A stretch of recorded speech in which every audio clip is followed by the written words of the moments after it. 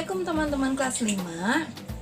Hari ini Bu Jana akan membuat kopi untuk sarapan. Nah, untuk membuat 3 cangkir kopi diperlukan biji kopi sebanyak 30 gram. Tapi karena Bu Jana cuma sendirian, Bu Jana hanya akan membuat 1 gelas kopi. Kira-kira kalau 3 cangkir kopi memerlukan 30 gram, berarti kalau untuk 1 cangkir kopi, biji kopinya butuh berapa gram ya teman-teman? Nah, betul sekali, untuk 1 cangkir gelas kopi hanya diperlukan sekitar 10 gram. Atau yang tadi 30 gram itu kita bagi 3 saja, yang kalau dirasiokan menjadi 1 berbanding 10 gram. 1 gelas kopi mewakili 10 gram biji kopi. Bagaimana cara menghitungnya? Yuk simak penjelasannya berikut ini. Teman-teman bisa melihat contoh soal yang ada di home challenge. Untuk contoh yang pertama, Benny memiliki 50 kelereng, sedangkan Edo memiliki 80 kelereng. Yang jadi pertanyaan, perbandingan kelereng Benny dan Edo. Dari soal yang di sini diketahui kelereng Benny adalah 50 butir, lalu kelereng Edo adalah 80 butir. Maka mengerjakannya adalah perbandingan. Karena yang ditanya adalah perbandingan, berarti langsung saja ditulis teman-teman.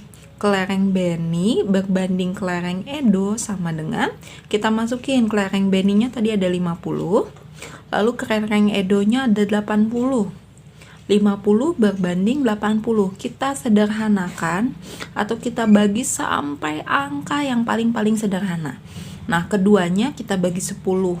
Maka 50 kita bagi 10 dia sisa 5, 80 kita bagi 10 dia sisa 8. Maka perbandingannya adalah 5 berbanding 8.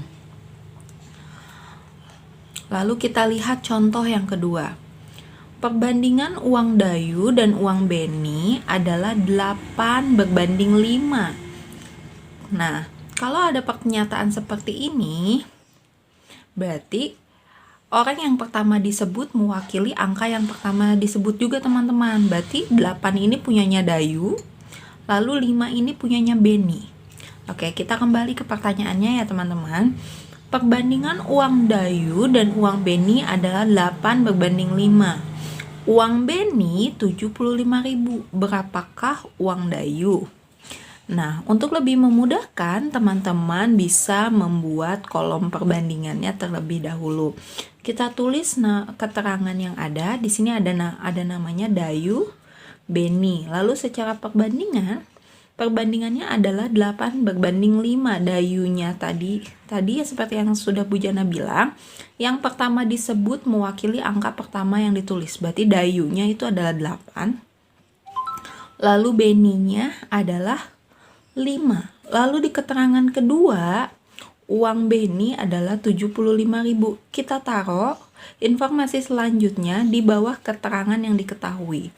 Karena di sini ditulisnya Benny, maka kita cari nama Benny, tulis 75.000-nya. Nah, kalau sudah seperti ini, kita tinggal membagi saja teman-teman. Ini kita bagi saja nih. Jadi 75.000 dibagi 5. 75.000 dibagi 5, dia hasilnya adalah 15.000.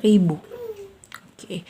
Nah, 15.000 ini kan yang dicaranya si Dayu. Tinggal kita kaliin aja 15.000-nya dikali 8. 15 dikali 8 dia 120. Berarti Dayunya adalah 120.000. Atau kalau ditulis secara pecahan matematika, teman-teman juga bisa menulis seperti ini. Uang Dayu berbanding uang Benny atau uang Dayu per uang Benny. Perbandingannya adalah 8/5. Tadi keterangan selanjutnya adalah 75.000 punyanya Benny. Nah, uangnya si Benny kita ganti 75.000.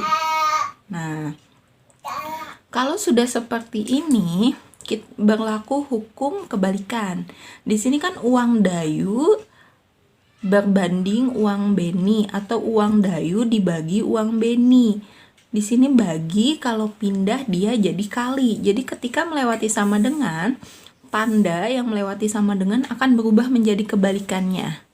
Kalau dia di sini ada tanda tambah, berarti ketika dia pindah ruas atau melewati sama dengan, dia berubah menjadi kurang. Kalau di sini ada kurang, berubah menjadi kali.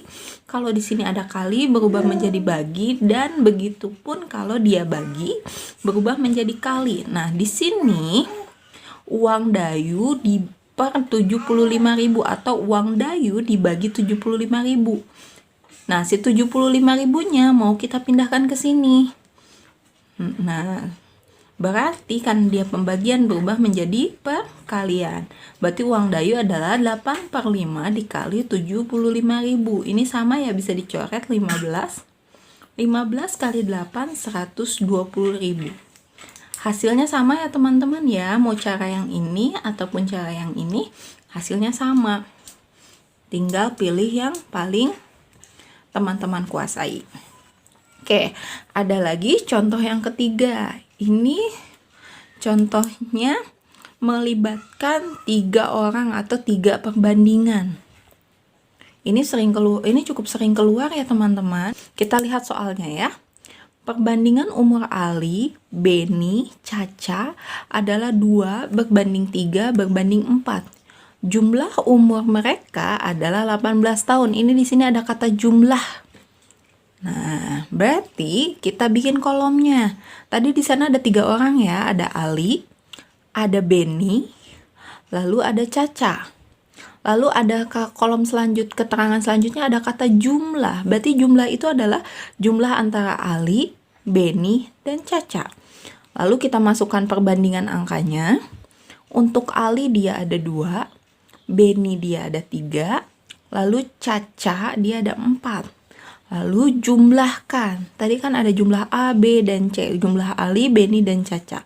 2 ditambah 3 ditambah 4. Dia hasilnya 9. Lalu keterangan selanjutnya. Jumlah umur mereka adalah 18 tahun. Yang jadi pertanyaan, berapa umur mereka masing-masing? Nah, si 18 tahunnya ini kan punyanya si jumlah. Kita taruh di bawah kolom jumlah. Berarti 18-nya taruh sini. Kita tinggal bagi aja 18 dibagi 9 atau 9 kali berapa supaya hasilnya 18. Berarti kan dia hasilnya 2 ya teman-teman ya. Nah, 2 ini kita pakai untuk mengali kolom-kolom yang belum diketahui. Kalau kita mau cari Ali, berarti 2 dikali 2 berarti Ali umurnya 4 tahun.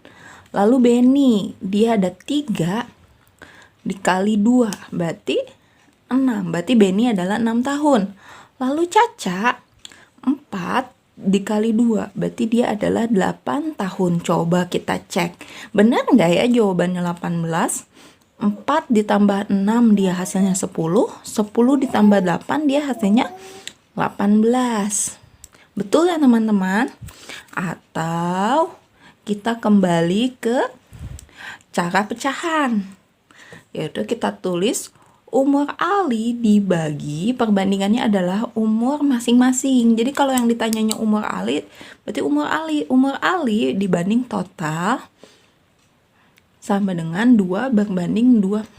2 tambah 3 tambah 4. Berarti umur Ali per 18 sama dengan 2 per 9. Nah, keterangannya seperti ini nih. Karena tadi kan ini pembagian dibalik dia jadi perkalian ya. Jadi 2 per 9 dikali 18. Dicoret, sisa 2, 2 kali 2, 4 tahun. Ini tadi Ali. Kalau di Beni, berarti keterangan di atasnya atau keterangan umurnya kita ganti. Punyanya Beni, 3. Sama juga berlaku untuk Caca, 4. Oke. Jadi umur ketiganya itu 4 tahun, 6 tahun, 8 tahun. Sama ya teman-teman ya. Bagaimana setelah menyaksikan video yang tadi? Sekarang teman-teman sudah paham kan bagaimana cara perhitungan dari perbandingan senilai dan perbandingan-perbandingan sederhana yang lain. Semoga videonya dapat memberi manfaat. Sampai bertemu kembali di video-video pembelajaran selanjutnya. Wassalamualaikum warahmatullahi wabarakatuh.